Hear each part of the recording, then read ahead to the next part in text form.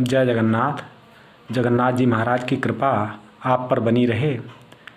अपने इस विशेष वीडियो के द्वारा मैं आपको जानकारी देने जा रहा हूँ कि यदि आप उत्तरांचल के 4 धाम की यात्रा, जिनके अंतर्गत गंगोत्री धाम, यमुनोत्री धाम, केदारनाथ धाम और बद्रीनाथ धाम, जो 4 धाम आते हैं, तो यह यात्रा क्या आपकी अधूरी तो नहीं रह जाती है, क्योंकि 90% लोग इस यात्रा के जो है विषय में सही जानकारी नहीं रखते हैं, इसलिए उनकी यात्रा अधूरी रह जाती है। मैं आपको बताऊंगा क्यों अधूरी रह जाती है।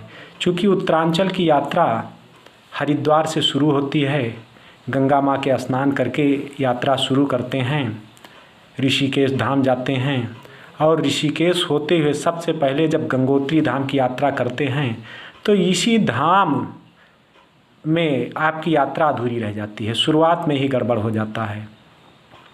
उसका कारण यह है कि 4 धाम में ये विधान है कि 4 जो है गर्म जल के जो है कुंड हैं।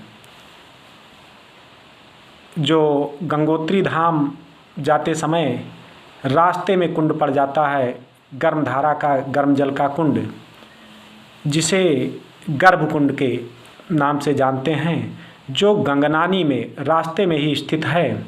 तो सबसे पहले चूँकि ड्राइवर क्या करते हैं, जब वहाँ पर ले जाते हैं पहाड़ी गाड़ियों से, छोटी गाड़ियों से, तो इस कुंड में स्नान नहीं करवाते हैं। ये पाराशर ऋषि का कुंड है, गर्भ कुंड के नाम से इसको जाना जाता है। तो इसी कुंड में स्नान नहीं रास्ते में करवाते हैं, लेकर सीधे चले जाते हैं, बिल्कुल ऑन रोड पर ही है कुंड। तो सबसे पहले इस जो है कुंड में स्नान करके तब जा कर के गंगा मैया में स्नान करना चाहिए। क्योंकि ऐसा विश्वास है कि जब 4 धाम की यात्रा आप करते हैं और 4 जगहों पर जो गर्म धारा के कुंड हैं उनमें स्नान करते हैं, गर्म जल से स्नान करते हैं, तो कुष्ठ जनित जितने रोग होते हैं, खासकर पहले ऐसा विश्वास था, लोग आज भी जो बुजुर्ग लोग हैं या जिनको जानकारी है कि उत्तरांचल की 4 धाम यात्रा करने पर कुष्ठ रोग जो है नष्ट हो जाता है। तो उसका कारण यही कि 4 धाम में एक जो है गर्म जल का कुंड है, जिसके विषय में मैं आपको जानकारी दे रहा हूँ। तो जब गंगोत्री धाम आप जाएंगे तो आपको रास्ते में गंगनानी में जो है गर्भ कुंड, जो पाराशर ऋषि का कुंड है, वो मिलेगा, वहाँ पर स्नान करना चाहिए। उसके बाद गंगा मैया में, गंगोत्री में जाकर स्नान करना चाहिए। फिर जब हम यमुनोत्री में आते तो यमुनोत्री धाम में सूर्य कुंड है, जो बिल्कुल जो है गंगा, वो यमुना जी जहाँ से निकली हुई हैं उनके पास में ही है। यमुना जी का उद्गम भी आपको दिखाई देगा। अब जो हम अब गए तो देखा मैंने कि जो है यमुना जी काफ़ी पीछे, गंगा जी भी काफ़ी पीछे चली गई हैं, यमुना जी भी थोड़ा पीछे हो गई पहले से। तो यमुनोत्री धाम में सूर्य कुंड है। और उसके बाद जब हम केदार धाम जाते हैं तो वहाँ पर गौरी कुंड, वो भी जो है गर्मधारा का कुंड है, वहाँ पर भी गौरी कुंड में स्नान करके तभी जो हम केदारनाथ स्वामी के दर्शन करते हैं।